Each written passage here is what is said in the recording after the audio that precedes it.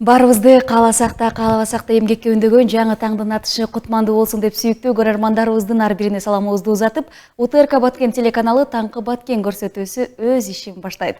Урматтуу теле көрүүчүм, экранга жакын олтуруңуз, алдыда келген конокторубуз менен жакшы бир атмосфера жаратып, өзгөчө сизге кызыктуу маалыматтарды бергенге ар качанда аракет кылабыз. Шарлот Эшматова кызматта.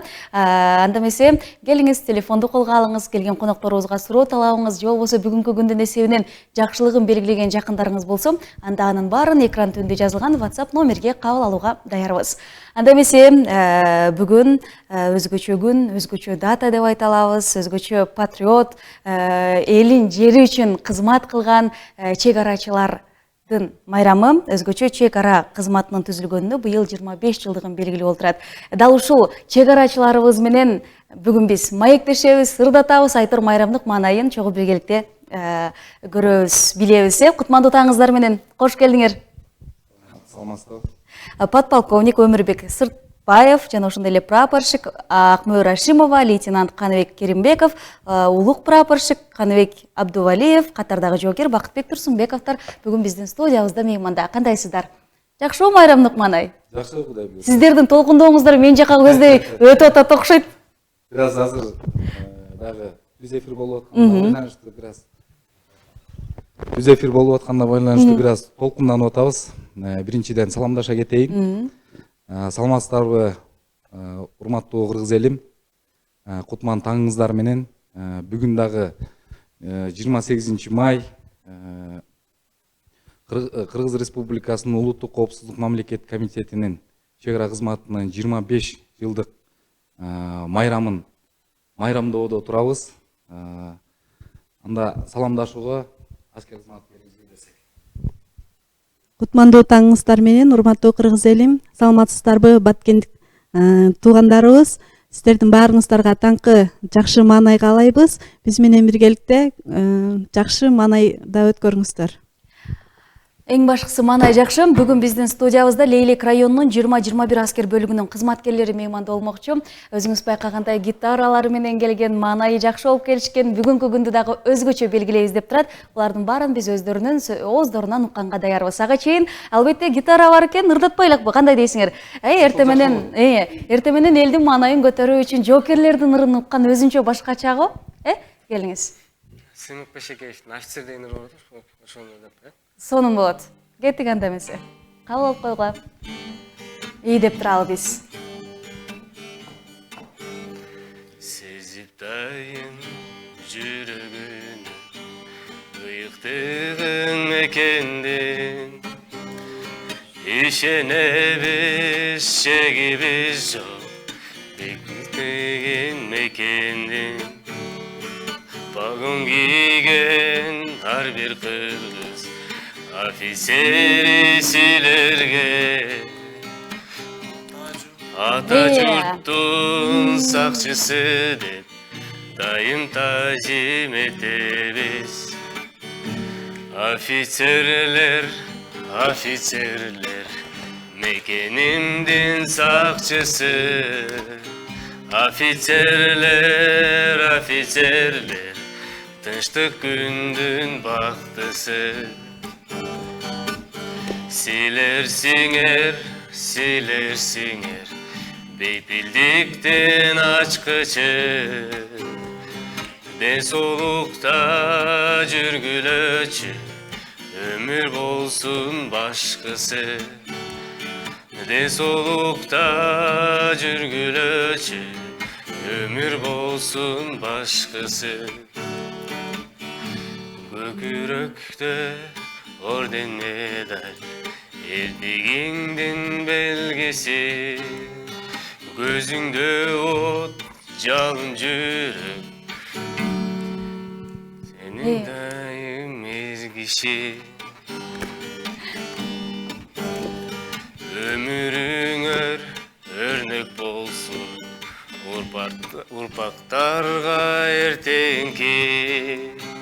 Ден соолукта жүргүлөчү, өмүр болсун ишкысы. Офицерлер, офицерлер, Чогурдай эле. мекенимдин сакчысы. Офицерлер, офицерлер, тынчтык күндүн бактысы. Силерсиңер, силерсиңер, бейпилдиктин ачкычы. Ден соолукта жүргүлөчү, өмүр болсун башкысы. Колчалар болсун. Сонун бул мырзабыз чек арага келип эле негизи гитара чертип үйрөнүп ошол жактан баштасаңыз керек эле. Жок, гитараны мен 5 классман кызыгып 5 классман чертип элем, анан кийин таштап коюп, анан аскер кызматкер болуп, жокер болуп, жаңы Караколго службага барганда анан гитара кармап, балдар гитара кармагандан кайра кызыгып чертип баштагам да. Кайра. Сонун.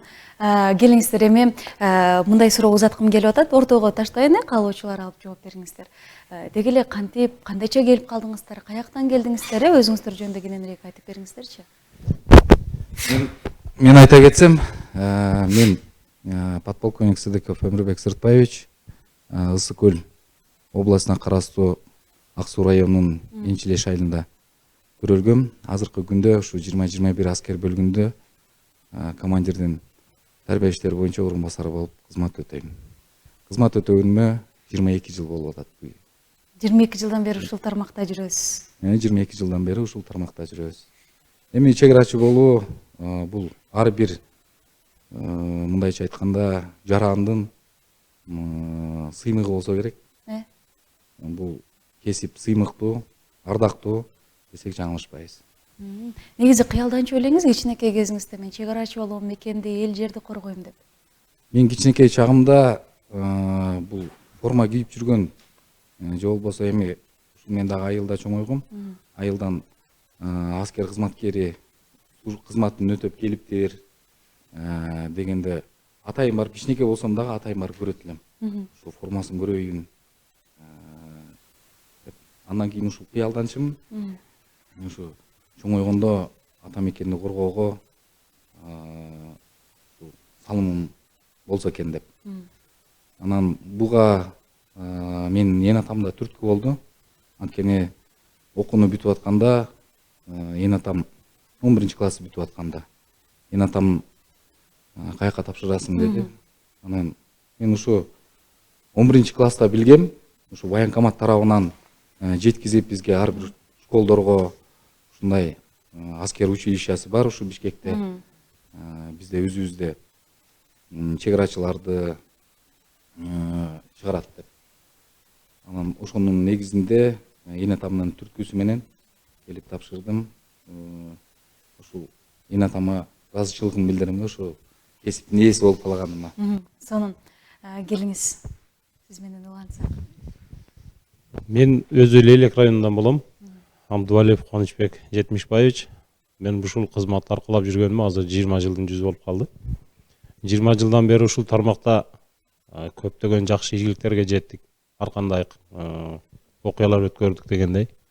Мен келгениме себеп өзүм жаш убактан эле ушул жанагы ушундай аскер кызматкерлердин кийген кийимдерине кызыгып, ошолорду көрүп анан кыялданып, ар кандай кыял боло берет. Мен аслында баягы милиция кызматкери болом деп кыялданчумун да. Анан ал кыялдар орун албай, кызматка баргандан кийин анан ушул кызматка калып калдык. Ошодон бери мына аркалап жүрөбүз ушул жумушту. Демек бул дагы сиздин кыялыңыздын бири болгон турбайбы, Ошондой десе болот. Эми мырзалардын бул албетте кыялы болушу мүмкүн, аракет кылышы мүмкүн ушул тармакка келиш үчүнчү. Кээ бир айымдар, көпчүлүк айымдар деп айтайынчы, бул тармактан көбүрөөк алысыраак да. Сиз кантип келип калганыңыз мага абдан кызыктуу болуп атат. Мен прапорщик Ашимова Акнур Абдымаликовна, Лейлек районунун Карабулак айылында төрөлгөнмүн. Бул кесипке келгениме 4 жыл болду. Жолуш полковниктин ата-энеси мисал үчүн поддержка берип, өздөрү ушул жол көрсөткөн болсо, эскерисинче мен ата-энем каршы чыккан. Ошон үчүн мен бухгалтердик окуусун бүтүрүп, анан эми тагдыр насип экен, ошол өзүм мен деле ошо бала кезимден кыялданчумун. Негизи эми ал кезде деген биздин деген айылда деген жокер, аскер кызматкери деген болбогон да. Ал кезде деген ошо милиция, көбүнчөсү биз ошо милицияларды формачан көрчүбүз. Анан ошондон кыялданып, ушул мен деле форма кийсем экен, мен деле ушу формачан жүрсөм экен, мага деле насип кылат экен деп ушу бала кезимден кыялданчумун. Эми жаштын тилегин берет дегендей ошол жаш кездеги кыялданганды ошо кеч болсо деле эми 4 жыл болду ошол форманы кийдим. Кантип кийип калдыңыз? Эмне ошондо жездебиз мындай формадабы? Басты алып келип алдыбы? Жок, жездеңиз бул формада эмес. Мен өзү 2016-жылы ошо аскер бөлүккө жарандык кызматкер болуп киргенмин. Анан ошол 2020-жылга чейин жарандык кызматкер болуп, анан вакансия болуп калгандыктан ошол аскер кызматкерине чакырылып, ошол форманы кийгенмин. Кийгенде кандай сезимдер болду эле? Сиз албетте өзүңүз айтып атпайсызбы, үйдөгүлөрүм каршы болуп атат эле деп. Эми бир жактан нараазычылык болуп атса, бир жактан аябай сыймыктануу менен барып атасыз да. Ал нерсе баары бир ичиңде кандайдыр бир уйгу туйгу болуп турат го. Ансыңарында ошол сезим менен бөлүшүп бериңизчи. Эми ал кездеги абалымды айтып түшүндүрө албайм да сөз мененчи, себебен канча жылдан ниет кылып койгон, ниетиңе жеткениң бул негизи өзү башкача сезим болот да бул кездечи. Анан бир чети бул форманы деген жоопкерчилиги деле аябай чоң болот. Форманы кийгенде деген башыңа деген чоң жоопкерчилик келет экен. Ошол.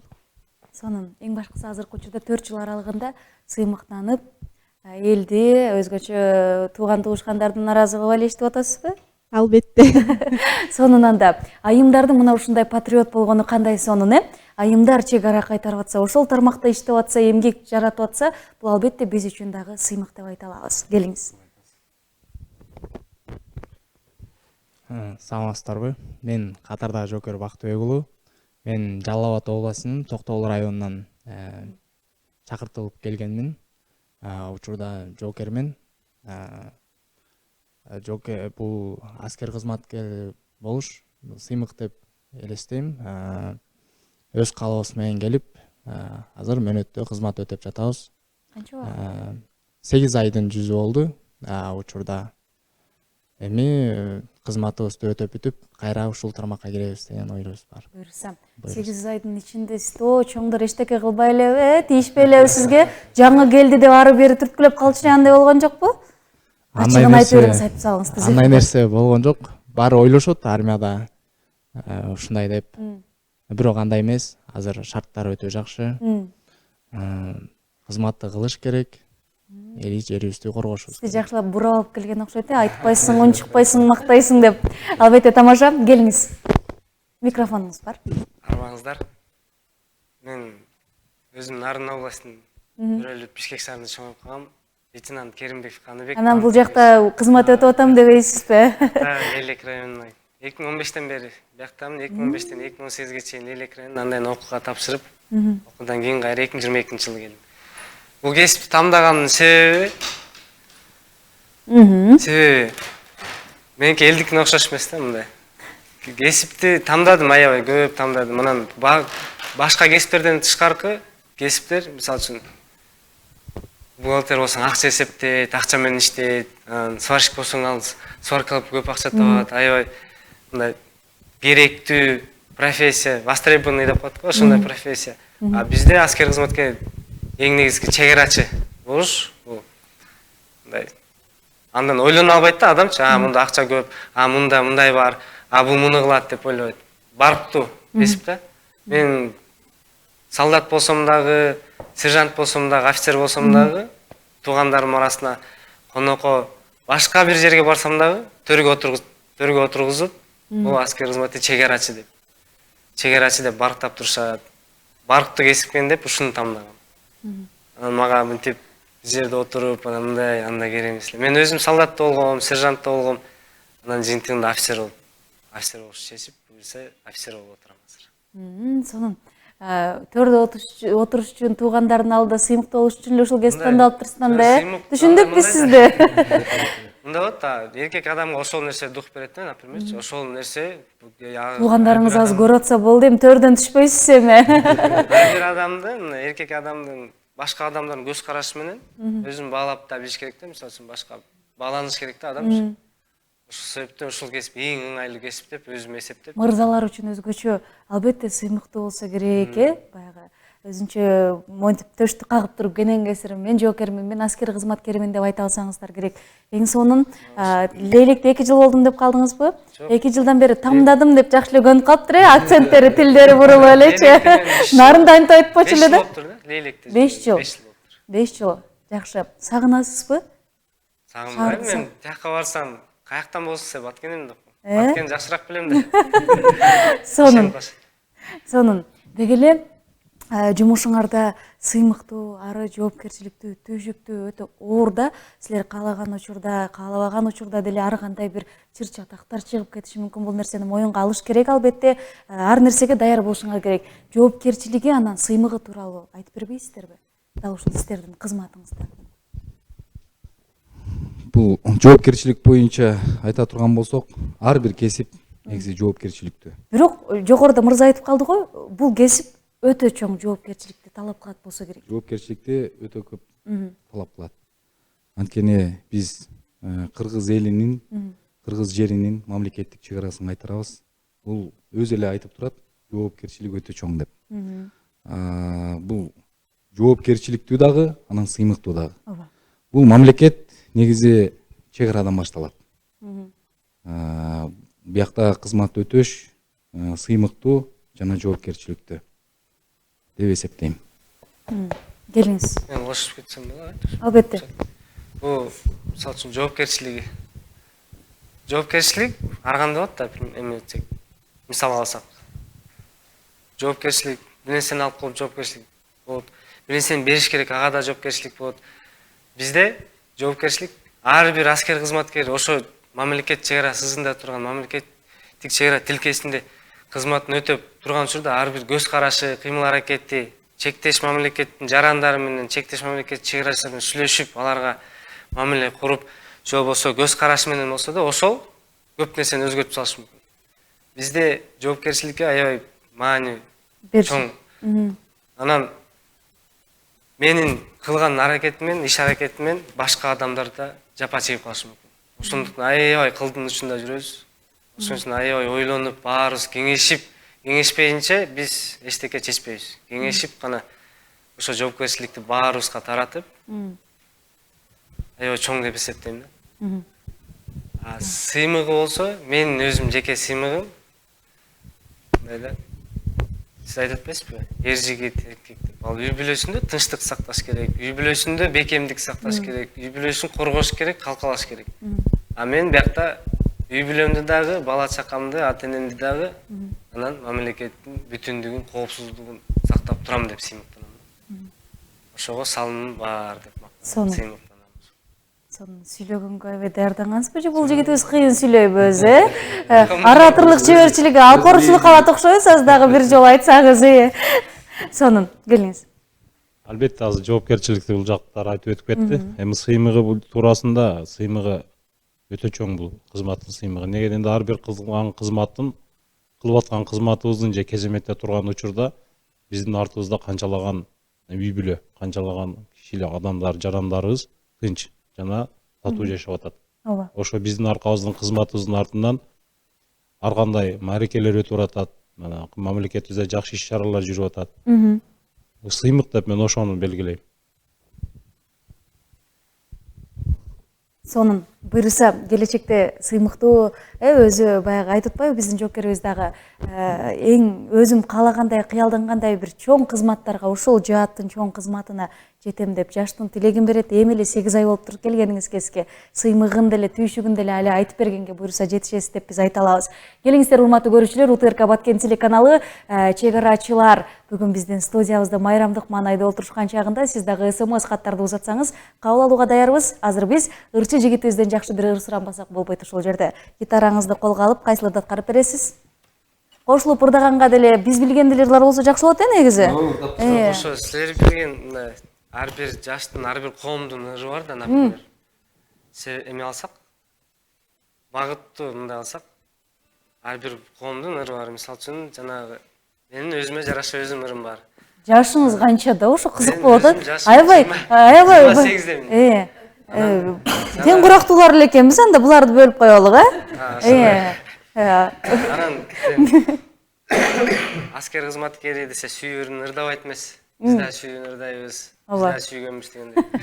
Анан көп комментариялар чыгып калат. Анан тиги кандай десем, Силер кимди сүйөсүңөр деп эбет сыяктады. патриоттук ырларды ырдабайбы, аскер кызматкер болгондон кийин андай эмес. Анан жана Канат эмеле? Акжол Канатбек болу. жана акыркы жолугуш, кош дегим келбейт деген ыр барбы? Ошону аткарып. Ошону аткарып берейин. Ошого деле билсек аткарып, кайсы бир учурдагы сүйүү сезимдердин баарын ойготолу, ностальгия болсун. Урматтуу теле көрүүчүлөр, бул ТРК Баткен телеканалы Таңкы Баткен көрсөтүүсү. И деп турабы биз колдоп. Акыркы жолугушу ачаки жолдун учу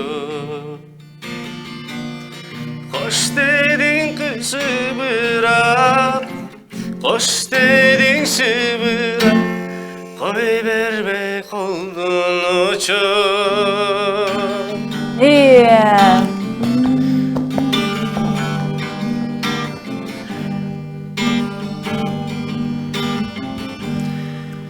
Акыркы жолугушу айыкпас орумушу жаш туруп кылдырдым жан дүйнөм булбул үмүттөн очту кошо кош дегим келбей кучактаймын сени жибербей сүйбөйт билгин эчким бир мендей а мени сендей кош дегим келбей көздөрүңдөн өптүм жибербей сүйбөйт билгин эчким бир мендей а мени сендей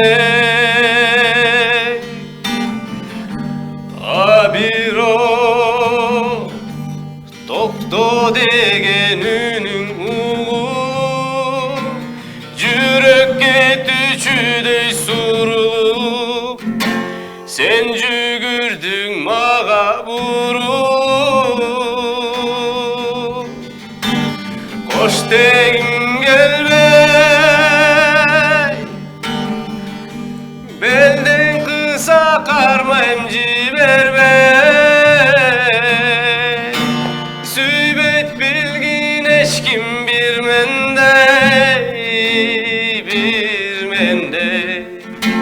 а мени сендей Кылчалар болсун.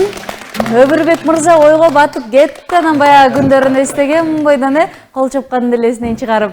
Рахматыбызды айталы. Сонун аткаруу бүгүн чек ара кызматынын түзүлгөнүнө 25 жыл. Демек чек арачыларыбызды, бизди кайтарган патриот кыргызыбыздын жигиттерин, элин жери үчүн кызмат кылган мыкты бар жигиттер десем, сиз капа болуп калбаңыз, жигиттер анан айымдарды деп айтайынчы. Бүгүн студиябызга чакырганбыз, урматтуу көрүүчүлөр. Мына ушундай шаңдоо маанайда майрамдык чыгарылышыбызды улантабыз. Азыр бул жактан улантып, кечке чейин дагы майрамдайт болсоңор керек негизи.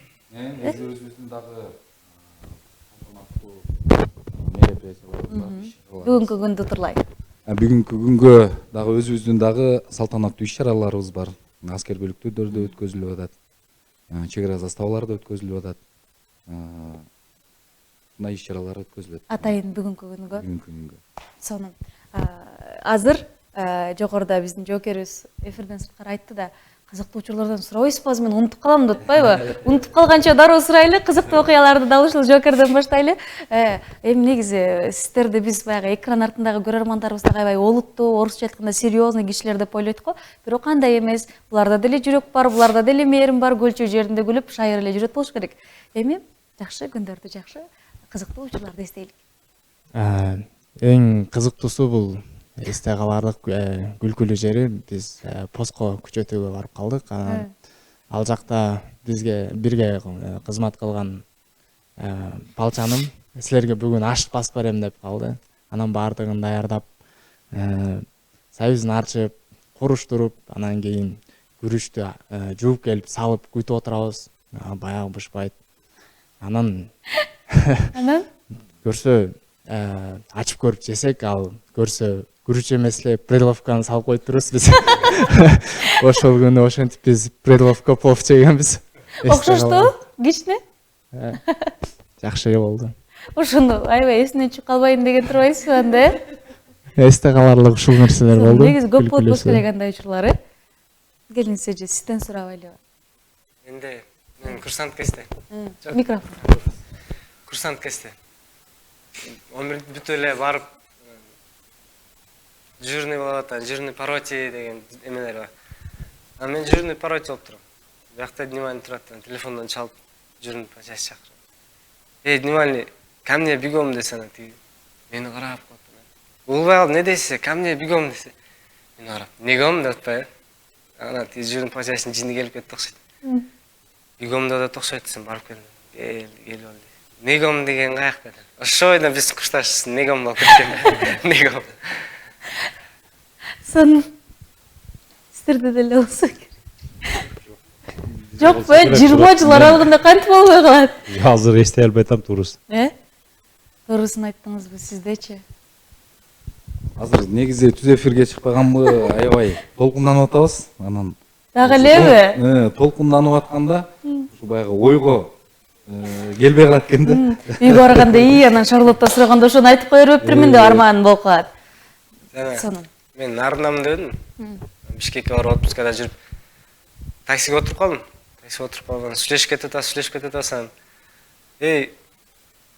Сен эмне өзүң тилиңде сүйлөп атасың? Ушул да таксичи. Пожилой киши экен. Мен өтөйм, чоң киши мен айтышмак белең. Өзүм эле тилинде сүйлөп атам, сен өзүң тилиңде сүйлөгөн жоксуң. Бала, бияка канчадан бери келгенсиң депчи. Канча болду келгениңе бияка? Жакында эле келген окшойсуң деп.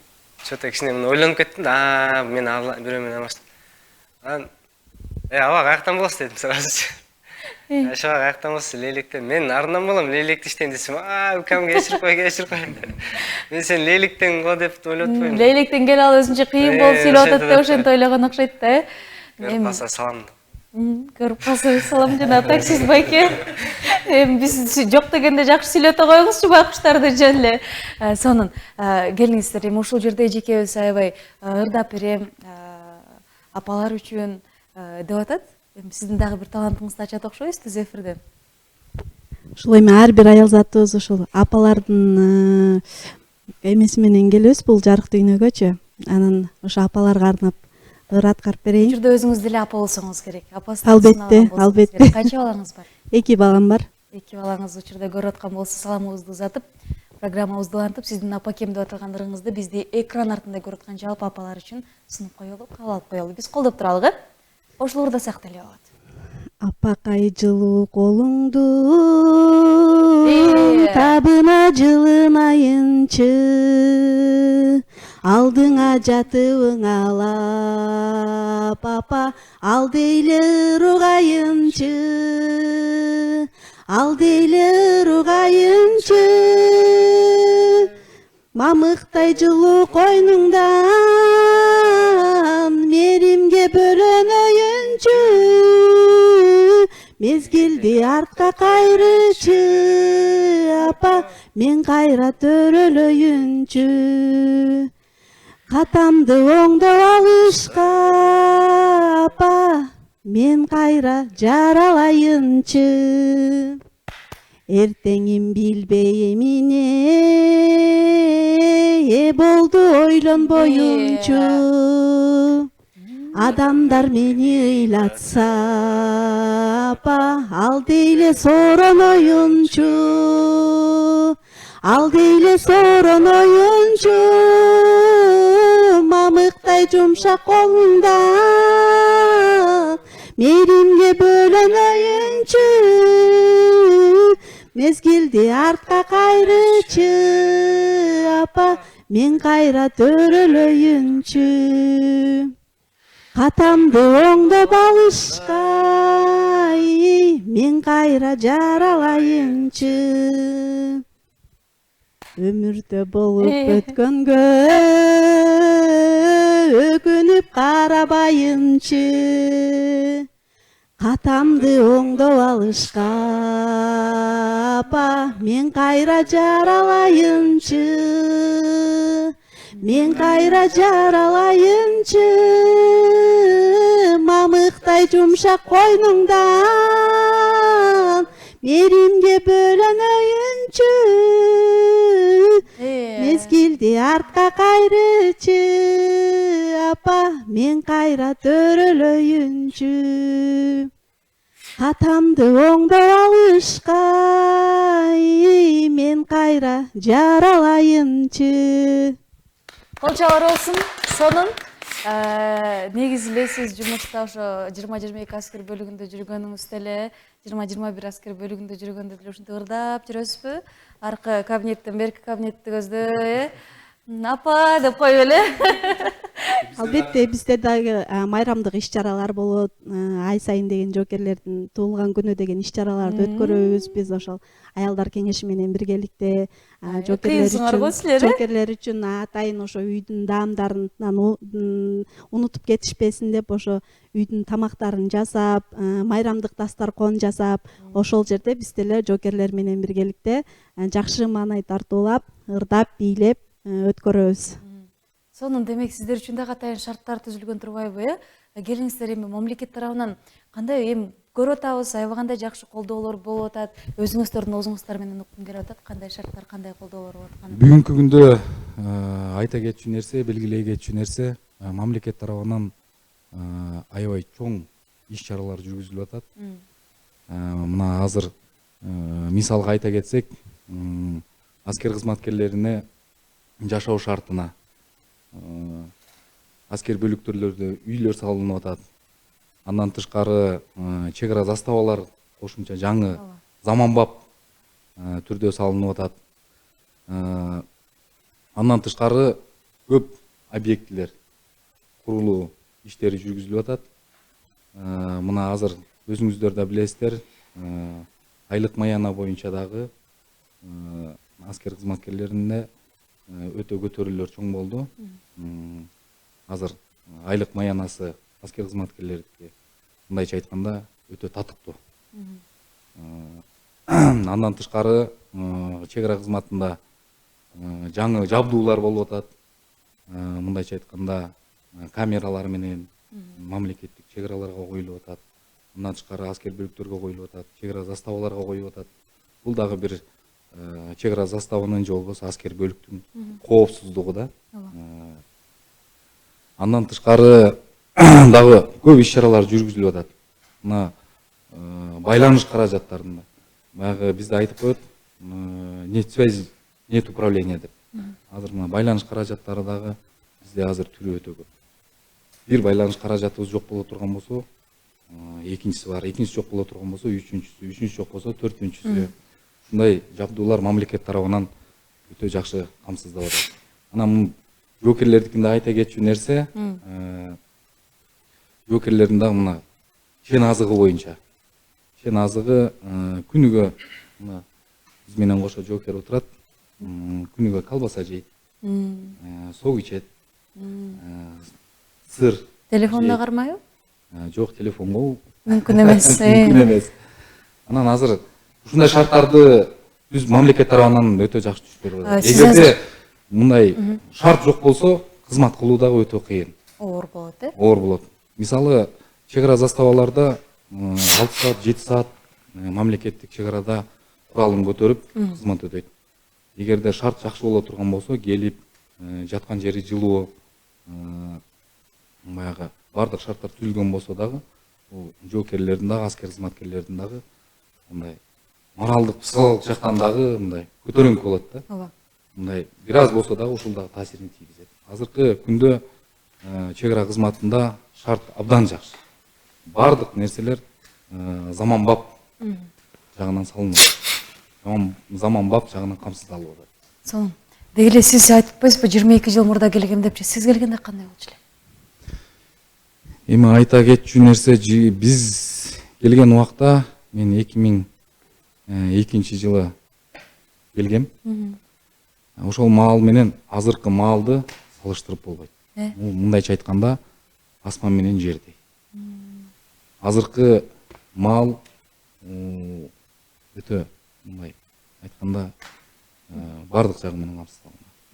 Сонун анан демек шарттар болуп атса, күнүгө колбасаларды жеп атса, алдыгы жоокерлери ашты жөн эле коюп колбаса эле жибербейсиздерби? Мисалы мен деле айтканда, например, жоокерлерге берип аткам могу чен азык боюнча.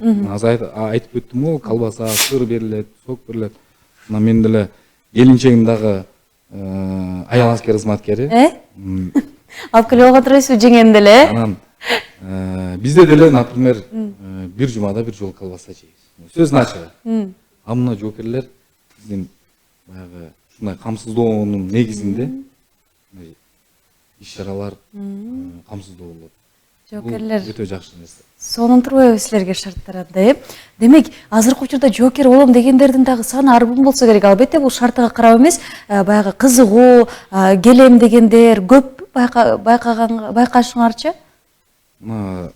Мурункуга караганда, 2010-2005 жылга караганда салыштырмалуу.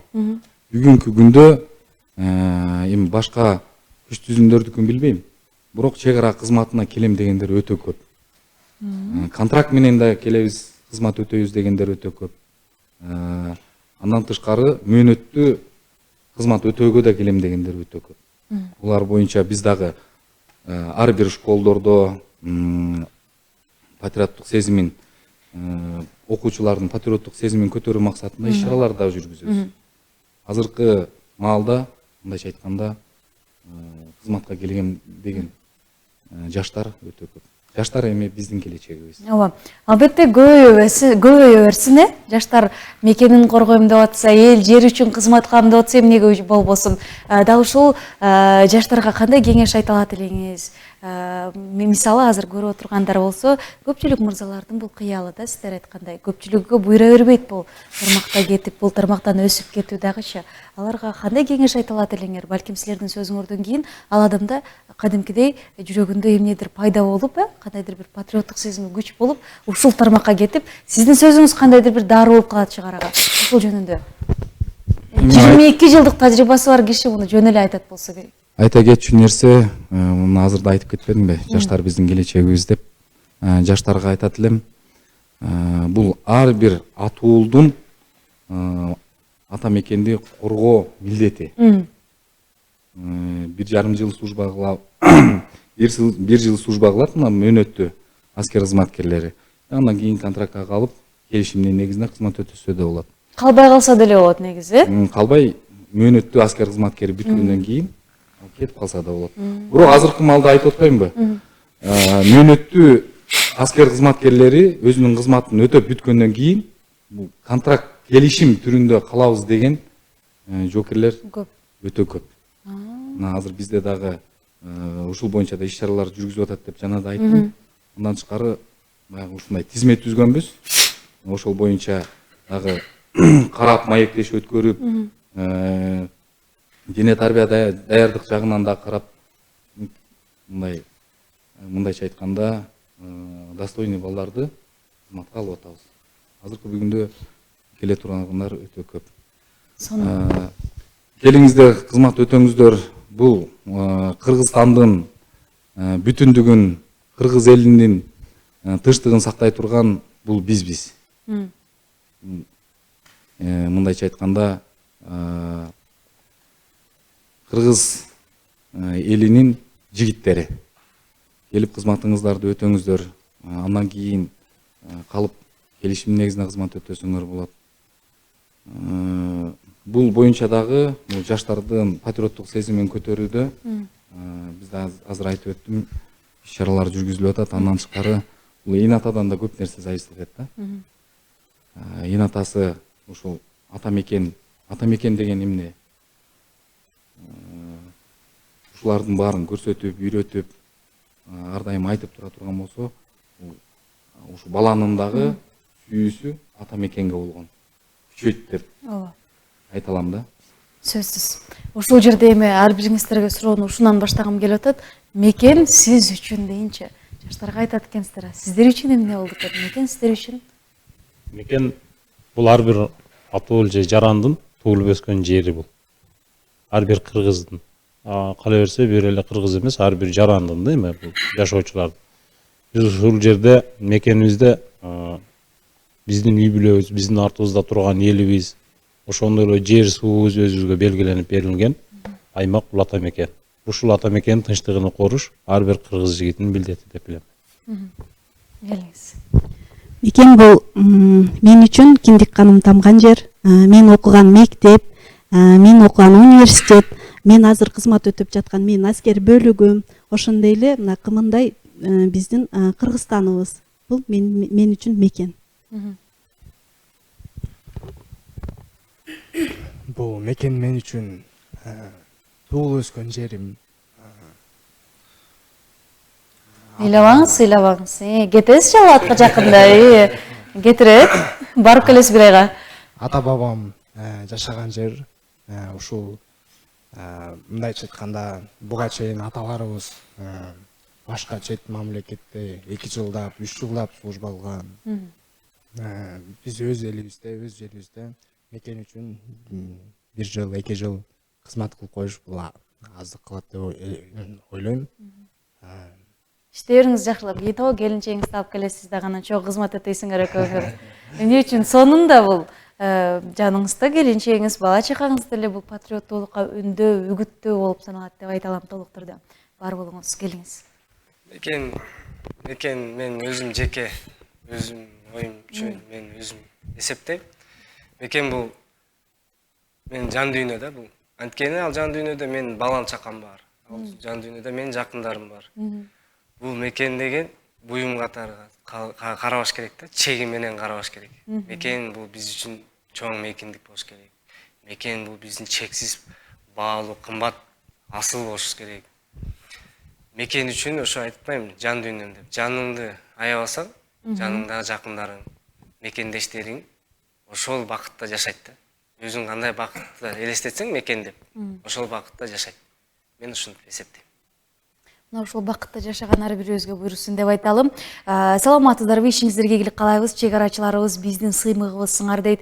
Бар болгула ийгилик каалайбыз. Силер менен сыймыктанабыз деп толтура жүрөктөр менен кооздогон экен билдирүү катын. Саламатсыздарбы? Сиздерге ийгилик каалайбыз. Жакшы ырдайт экенсиңер. Азаматсыңар, майрамыңар кут болсун. Силер бар, биз тынч ойгонуп жатабыз. Азаматсыңар. Силерге канча алкыш айтсак да аздык кылат. Баткен районунун Самаркандек айылынан чоң салам. Силер менен сыймыктанабыз. Алга патриоттор деп билдирүүнү узатып атат. Саламатсыңарбы? Мен дагы уулумду дейт силердей кылып тарбиялап ушундай бир жаатка кошкум келет. Чоң рахмат, силерге ийгилик каалайбыз. Сыймыктанам деп ыйлаган быйтыкчалар менен билдирүүнү узатып атат. Балдарын өзгөчө ушул жаатка кошом деген ата-энелер жогоруда айтты мырза, азыртадан өзүңөр тарбиялагыла, өзүңөр сүйлөгүлө, айткыла, мекенге сүйүүсүн ойготкула жаштардын деп үй бүлөдөн башталат. Андан кийин улап кетүү бул балаңыздын өзүнөн көз каранды болсо керек. Урматтуу теле көрүүчүлөр, бүгүн биздин студиябызда Лейлек районунун 20-21 аскер бөлүгүнүн кызматкерлери мейманда болушту. Чек арачылар күнүнө карата атайын убактарына келип бергениңиздер үчүн чоң рахматыбызды айтабыз. Негизи сиздерде толкундануу болду, канча сөздөр айтылбай калды, бирок анын баарын эске алабыз. Кийинки эфирге келгенде баягы орусча айтканда смело отуруп кетесиңер да эми, монтип элечи. Эмне суроо бересиңер деп ошо күнгө жеткирсин деп айталы. Келиңиздер, эркин микрофон, айтылбай калган сөздөр болсо айтып алууга мүмкүнчүлүк берейин. Ушу мүмкүнчүлүктү пайдаланып, уруксат берсеңиздер, бир каалоо тилегимди айтып кетсем дедим эле. Мына бүгүн 28 май Кыргыз Республикасынын Улуттук коопсуздук мамлекет комитетинин чек ара кызматынын 25 түзүлүүсүнүн 25 жылдык маарекеси бүгүн өткөрүлүп атат. Биздин чек арачылардын ардагерлерине, чек арачыларга өзүмдүн атыман, аскер бөлүктүн атынан кааларым ишиңиздерге ийгилик, албан каякта болбоңуздар, үй бүлөңүздөр менен аман болуңуздар. Бул чек арачы только аскер кызматкерлери эмес. Бүгүнкү күндө мына Баткен областындагы чектеш чек арада чектеш турган ушул айылдын тургундары дагы бүгүнкү күндө алар дагы мындай айтканда Баткен областынын эли чек арачы. Ошо Баткен областынын элине дагы ошо майрамдарыңыздар менен куттуктайм. Ишиңиздерге ийгилик. Каякта болбоңуздар, үй бүлөңүздөр менен аман эсен болуңуздар, границабыз тынч болсун. Ошону карап, коргоп, кайтарып аткан өздүк курамыбыз дагы аман болсун. Ушундай жакшы түз эфирде кезип жүрөлү. Сиздерге дагы чоң рахмат. Айтканыңыз келсин. Саламатсыздарбы, урматтуу телекөрүүчүлөр. Бүгүн мынакей биздин 28 май биздин чек арачылардын 25 жылдык майрамы менен куттуктайм баарыңыздарды. Урматтуу кесиптештер, заманыңыз тынч болсун, чек арабыз бек болсун. Эч качан оорубай, чек арабызды татыктуу кайтарып жүрө берели. Ошондой эле азыркы учурда мен ата-энем көрүп турат теледен. Сонун. Ушул жерден салам жолдоп коеюн. Аман болушсун, бар болушсун, оорубасын. Биздин бактыбызга ар дайым ушинтип балып койгон байбиче болуп жүрө берсин. Биз 3 бир тууганбыз. Үчөөбүз да аскер кызматкерибиз, азыр үчөөбүздөн үйдө жокпуз. Ата-энем өзү жалгыз калган. Сиздерге салам. Анча-мынча бара албай калабыз да. Айылгачы эми ушул жерден Мекен салам деп жолдоп жүрөм, коеюн. мекенин коргойм деп жүрүп. Тынч болуңуздар. Экрандан эле ушинтип жолугушуп калган турбайсыздарбы? Ушинтип Онлайн азыр жолугушуу. экрандан эле салам айтып калдык. Барыңыз эми экрандан кийин Ушундан чыгып барабыз сагынычтарын эми. бир таркатпасаңыз болбойт болуш керек. Сонун Өмүрбек мырза, жеңе көрүп аткан жок беле? Салам айтпай калдың дебесиңби? Азыр алда көрүп атат.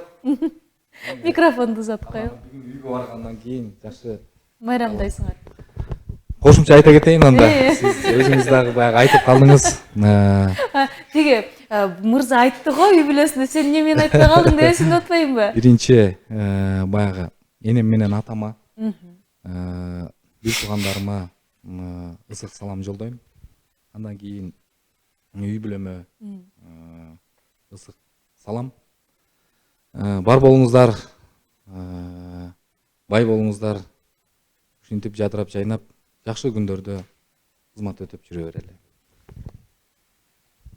Акмөөр айым. Чек арачылар, бүгүнкү баарыңыздарды кесиптик майрамыңыздар менен куттуктаймын. Үй бүлөңүздөрдө тынчтык болсун, ден соолукта болуңуздар, бар болуңуздар, бай болуңуздар. Эң башкысы ошол мамлекетибизде тынчтык болсун. Андан сырткары ушул Баткен областында кызмат өтөп жүргөн аялдарды да майрам менен мен өзгөчө белгилеп куттуктап кетким келет. Жогоруда белгилегендей эле баарыңыздарга ошол бар болуңуздар, ушунуңуздардан жазбай, ар дайыма ушул баатыр кыздар болуп жүрө бериңиздер. Өзгөчө 20-21 аскер бөлүгүнүн айымдарына чоң саламымды айтамын. Мен баарыңыздарды жакшы көрөм, сиздер менен сыймыктанамын. Ар дайыма ушул арабыздан ынтымак кетпей, тынчтык жашоодо өмүр сүрүп жүрө берели. Майрамыңыздар менен да бир жолу. Айтканыңыз келсин, ушул жерде бас белгилеп сиз айымдарга айтып калдыңыз. Айымдарга өзгөчө саламыбызды узаталы. Негизи айымдын жумушу бөлөк деп айтканыбыз менен, бирок патриот болгон айымдарыбыздын дагы саны көп, арбын экенин Акмөөр айым тастыктап атат бүгүн. Келиңиз, сиз кимдерге салам айтасыз? Ийгилик каалайсыз? Айтылбай калган сөздөр болсо эркин микрофон. Мен ушул туулуп өскөн жериме Токтогул районунун Жетиген айылында тургундарына салам жолдомокчумун. Албетте үй бүлөм бар. Ушул жакта тынч аман жүрөбүз. Ата-энеме салам жолдомокчумун. Ошондой эле бүгүнкү чек арачылардын майрамы менен чын жүрөктөн куттуктайм. Ушинтип чек араны жакшылап коруп, өзүбүздүн урпактарга калтырып кетсек жакшы болот деп ойлойм. Сагындыңызбы денеңизди? Кач экенби? Эми Россияга барып иштеген башка, ал жактагы сагыныч, бирок жоокер болуп иштеп, жоокер болуп бул жакта жүрүп кызмат өтөп жүрүп сагынган башка болсо керек. Албетте сагынуу болот, болбой койбойт эмес. Ыйлабаңыз болду Ыйлабаңыз. Сагынуу болот. Бирок убакыт өтүп кетти, аз калды. Кетесиз жакын. Кетебиз.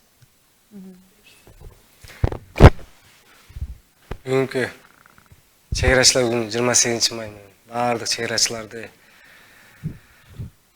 өзгөчө 20-20 аскер бөлүгүнүн өздүк курамын куттуктайм.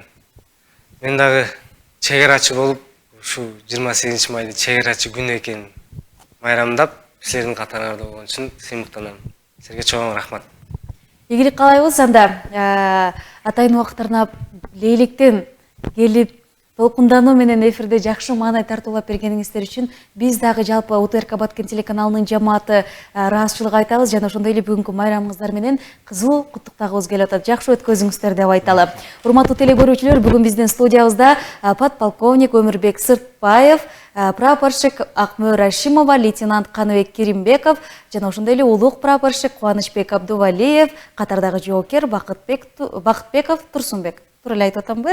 Сиздерге рахматыбызды айталы, көздөгөн жериңиздерге аман эсен жетип алыңыздар, бүгүнкү күндү эң сонун деңгээлде өткөзүп алыңыздар.